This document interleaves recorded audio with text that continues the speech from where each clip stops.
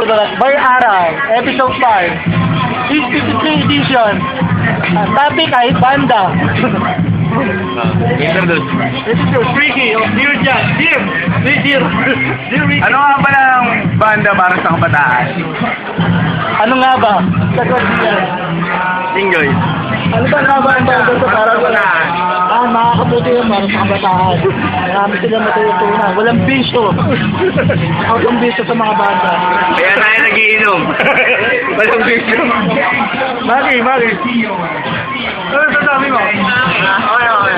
Okay. Ganyan. Wala lang. 10 bits, no? 10 bits. Kaya kayo mga bata!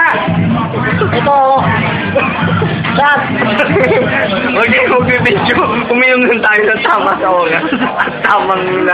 Tamang dami lang. May set na po sila. So, suggest mo yung banda. So, ilang minuto lang yung lakbayaran natin yan. Dahil mamimimiss sila sa documentary natin. Kakainin ang oras. Kakainin ang oras. Sila. Nagpabanda sila. Bata. Mga bata yan. Para sa mga magulang yan. Natutuwa yung mga magulang yan. Kasi pinapakita nila yung talento nila sa musika. Pero pagdating sa ibang mga magulang, iba ang ibig sabihin ng pagbabande. Sinasabi nila, addict daw yan. Kung ano-ano lang makukuha mo.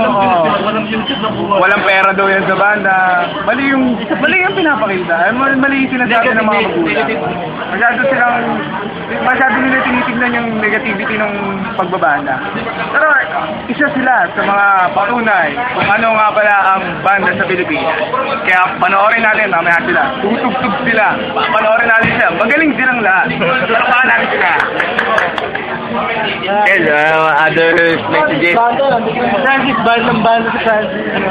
Huwag ka sa video Francis, bawal. Yan. Narinig ka sa video, pero okay lang. Okay, banda, art form, praising the feelings.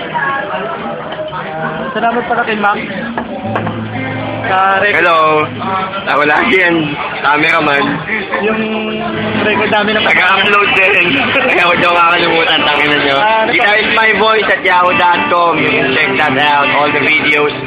Or Lakbayaran, Dear John, and Bulwark Bayani. Baikuan.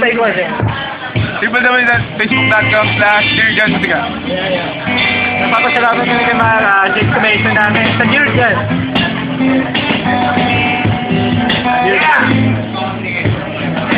So, Maki, Martin, what do you say about fans? Hindi po like na nakapay sa akin. Ito kaya wala kang ginagawang mabuti. Oo, tama. Saka ang paborito ko nga palang gulay, okra. About Francis.